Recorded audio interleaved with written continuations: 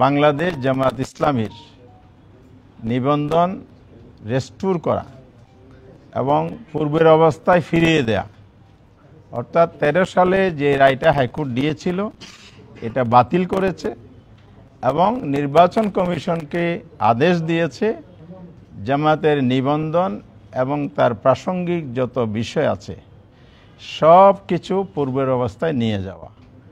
অর্থাৎ বাংলাদেশ জামাত ইসলামী 13 সালে রায়ের পূর্বে যেভাবে নির্বাচন কমিশনের নিবন্ধিত দল ছিল, বিগত ফ্যাসিস্ট সরকার অন্যভাবে সেটা কেড়ে নিয়েছিল, আমরা সে অধিকারটা পেয়েছি। এই আদেশের মধ্য দিয়ে আদালত এখানে ন্যায় বিচারের পরিচয় দিয়েছে, আলহামদুলিল্লাহ। আসসালামু আলাইকুম ওয়া রাহমাতুল্লাহ। সুপ্রিয় দর্শক, আপনারা ইতিমধ্যে জেনেছেন যে জামাতে ইসলামীকে নিবন্ধন দেওয়া হয়েছে। বাংলাদেশের সর্বোচ্চ আদালত থেকে আদেশ পাঠানো হয়েছে ইসিতে, নির্বাচন কমিশনে, যে জামাতে ইসলামের নিবন্ধন এবং প্রতীক এগুলো ফিরে দিতে হবে। নিবন্ধন তো পেয়েছে, কিন্তু প্রতীক নিয়ে এখন ধোঁয়াশা রয়েছে।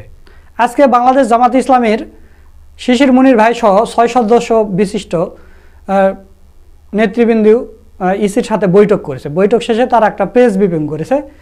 সেখানে হামিদুর রহমান আজাদ সাহেব যে কথাগুলো বলল, তাতে মনে হয় জামাতে ইসলামীকে দাঁড়িপাল্লা প্রতীক অত সহজে ফিরিয়ে দিবে না ইসি। তো প্রিয় দর্শক, ইসির সাথে জামাতে ইসলামের কি বৈঠক হয়েছে এবং জামাতে ইসলামের দাঁড়িপাল্লা প্রতীক কেন ফিরিয়ে দিতে দেরি করবে, এই সব বিষয় নিয়ে গুরুত্বপূর্ণ আলোচনা করেছেন আমাদের বড় ভাই মোহাম্মদ সোলাইমান। তো চলুন আমরা তার ভিডিওটা একটু দেখে আসি।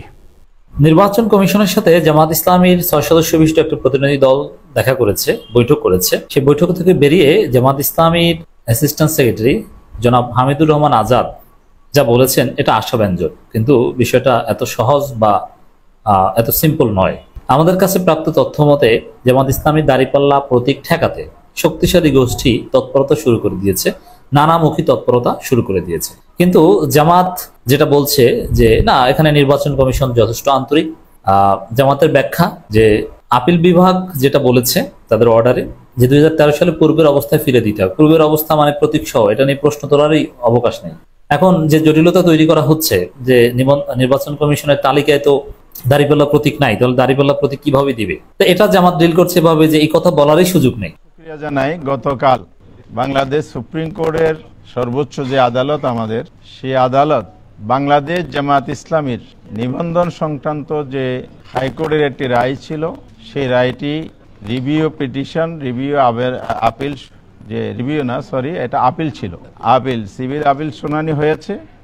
সেই প্রেক্ষিতে মহামান্য আদালত একটি রায় দিয়েছে। সে রায়ে নির্বাচন কমিশনকে বাংলাদেশ জামাত ইসলামীর নিবন্ধন রেস্টোর করা এবং পূর্বের অবস্থায় ফিরিয়ে দেয়া, অর্থাৎ 13 সালে যে রায়টা হাইকোর্ট দিয়েছিল এটা বাতিল করেছে এবং নির্বাচন কমিশনকে আদেশ দিয়েছে জামাতের নিবন্ধন এবং তার প্রাসঙ্গিক যত বিষয় আছে সব কিছু পূর্বের অবস্থায় নিয়ে যাওয়া। অর্থাৎ বাংলাদেশ জামাত ইসলামী 13 সালে রায়ের পূর্বে যেভাবে নির্বাচন কমিশনের নিবন্ধিত দল ছিল, বিগত ফ্যাসিস্ট সরকার অন্যভাবে সেটা কেড়ে নিয়েছিল, আমরা সে অধিকারটা পেয়েছি।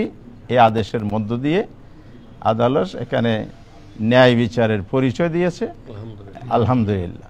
আমরা দলের পক্ষ থেকে আমরা 6 জন, আমি হামিদুর রহমান আজাদ, আমাদের assistant secretary general advocate Hasan Mahmud Zubair, প্রচার সেক্রেটারি অ্যাডভোকেট মতিউর রহমান আকন, আমাদের নির্বাহী পরিষদ সদস্য মোবারক হোসেন, কর্মপরিষদ অ্যাডভোকেট জসিমউদ্দিন সরকার, এবং আমাদের যিনি এঙ্গেজ লয়ার ছিলেন এবং তিনি জামাত ইসলামীর ঢাকা সিটির মজলিস শুরার মেম্বার অ্যাডভোকেট শিশির মুনির, আমরা এই 6 জন এসেছিলাম। ইলেকশন কমিশনের চিফ ইলেকশন কমিশনের নেতৃত্বে ফুল কমিশনের সাথে আমাদের মিটিং হয়েছে। সিনিয়র সচিবও সেখানে ছিলেন এবং ল ডিপার্টমেন্টের যিনি দায়িত্বপ্রাপ্ত উনিও ছিলেন। এই মিটিংয়ে এই আদালতের রায় এক্সিকিউশনের ব্যাপারে যে আমরা আবেদন করেছি ইলেকশন কমিশনের কাছে, সেটার উপরে ডিসকাশন হয়েছে। সেই প্রেক্ষিতে ওনারা আমাদেরকে পজিটিভলি রেসপন্স করেছেন এবং অফিসিয়াল প্রসিডিউর যতটুকু সময় লাগে ভেরি আর্লি তো ওনারা কার্যকর করবেন বলে আমাদেরকে পজিটিভলি জানিয়েছেন। আমরা আমাদের বক্তব্য তুলে ধরেছি এবং এটা বিলম্ব না করে দ্রুত যাতে কার্যকর করে, সবাই এটার দিকে তাকিয়ে আছে। এটার সাথে কোটি কোটি মানুষের আবেগ অনুভূতি জড়িত।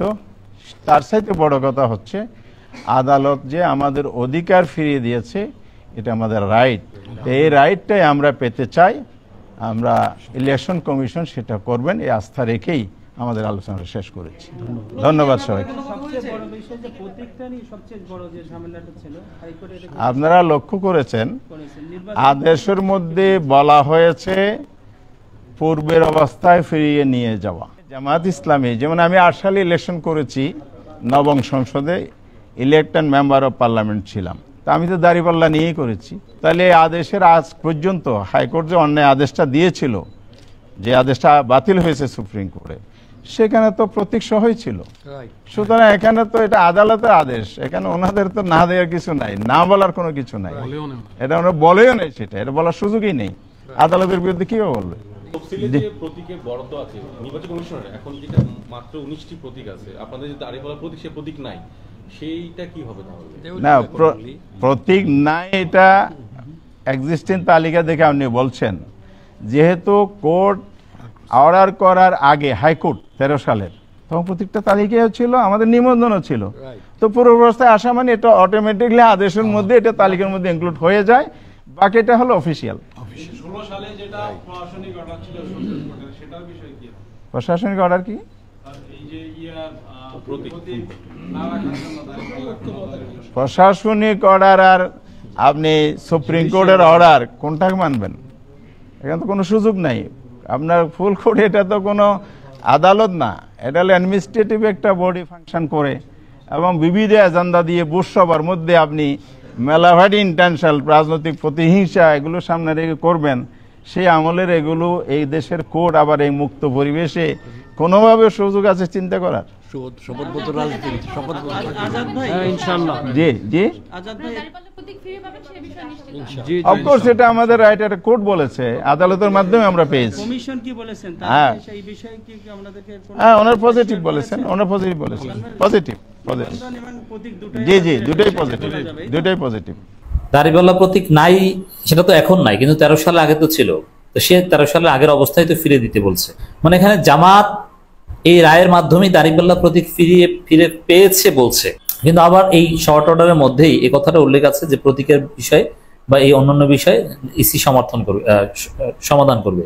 এর অর্থ দ্বারায় প্রতীকের বিষয়ে ইসি সিদ্ধান্ত নেবে। কিন্তু জামাতের ব্যাখ্যা যে রায় হচ্ছে যে একবার প্রতীক সহ ফিরে দিতে হবে, এটা নিয়ে কোনো বিতর্কের অবকাশ নেই, প্রশ্ন তোলারই সুযোগ নেই। আর যে ফুল কোর্ট বসিয়ে দাঁড়িপাল্লা প্রতীক বাতিল করা হচ্ছে, ওটা অ্যাডমিনিস্ট্রেটিভ অর্ডার, আর কোর্টের অর্ডার হচ্ছে বা আপিলেট ডিভিশন অর্ডার হচ্ছে পূর্বের অবস্থায় ফিরিয়ে দেওয়া। অতএব ওইসব অর্ডার মর্ডার এমনিতে ইনভ্যালিড হয়ে যায়। যেভাবেই হোক না কেন দাঁড়িপাল্লা প্রতীক ফিরিয়ে এনে জামাতকে অনতিবিলম্বে দিতে হবে। এবং জামাতের লিগাল সেকশনের লোক জামাতের এই 6 সদস্য প্রতিনিধি দলের সাথে বৈঠকে ছিল, এবং তারা যেটা বলেছে যে না, এটা যত দ্রুত সম্ভব করা হবে। কিছু অফিসিয়াল প্রসিডিউর মেনটেন করতে যতটুকু সময় লাগে আমরা দ্রুত এটা করে দেব।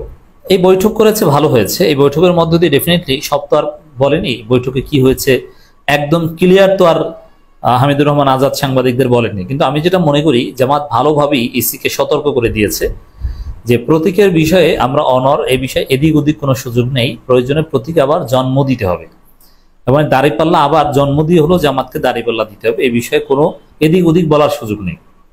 অথবা এই বিষয়টা আবার সমাধান করে আসতে হবে, যেহেতু ফুল কোর্ট দাঁড়িপাল্লা বাতিল করেছিল, না এখানে সমাধান করা কিছু নেই, সমাধান হয়ে গিয়েছে। অতএব এই সমাধানের ভিত্তিতেই দাঁড়িপাল্লা প্রতীক সহ গেজেট প্রকাশ করতে হবে, কোনো একুল উকুল করার সুযোগ নেই। জামাত এই অনর অবস্থান ইসিকে জানিয়ে দিয়েছে, এতে কোনো সন্দেহ নেই। তো এখন জামাত এখানে যে স্ট্যান্স নিয়েছে, যে ব্যাখ্যা দাঁড় করিয়েছে দাঁড়িপাল্লা প্রতীক ফিরে পাওয়ার ব্যাপারে, এটা ডেফিনেটলি একটা যুক্তি, এবং এটার উপর ভিত্তি করে যদি পলিটিক্যাল ক্যাপাসিটি দেখাতে পারে জামাত, তাহলে দাঁড়িপাল্লা প্রতীক ফেরত পাবে। কিন্তু আমি আবারও যেটা বলছি, জামাত যাতে দাঁড়িপাল্লা প্রতীক ফেরত না পায় এই জন্যে নানামুখী তৎপরতা চলছে। বিশেষ করে প্রথম আলো ডেইলি স্টার গং, র গং, বিএনপি গং, এরা কিন্তু এখন এক, এমন তাদের সাথে ওয়াকার আছে। আর আপনি জানেন যে সবচেয়ে আশঙ্কার বিষয় যে নির্বাচন কমিশন বিএনপির একটা এক্সটেনশন, বিএনপি পার্টি অফিস টাইপের, তারা বিএনপির এজেন্ডা বাস্তবায়ন করছে, বিএনপির হুকুমে চলছে। সেই জায়গাটায় যেহেতু একটা বিশাল গোষ্ঠী চায় যে জামাত নিবন্ধন পেয়েছে ভালো, কিন্তু দাঁড়িপাল্লার সুযোগ নেই, অতএব দাঁড়িপাল্লা জামাতকে না দেওয়া হোক। এই জন্যে জামাতের স্ট্যান্স ঠিক আছে, শিশির মনি সাহেবরা ছিল, তাদেরকে তো আর ভুল বোঝানো, বোকা বোঝানো বা ভংসং বুঝিয়ে তাদেরকে পাঠিয়ে দিবে এটা তো সম্ভব নয়। জামাতের যে অনর অবস্থান, ক্লিয়ার অবস্থান, এটা নিঃসন্দেহে ইসিকে ভালোভাবেই জামাত বার্তা দিয়ে এসেছে, কোনো সন্দেহ নেই। কিন্তু টালবাহানা চলছে, এটা এখন আলোচনায় আসছে না। এই সংকট কয়েকদিনের মধ্যে তৈরি করা হতে পারে।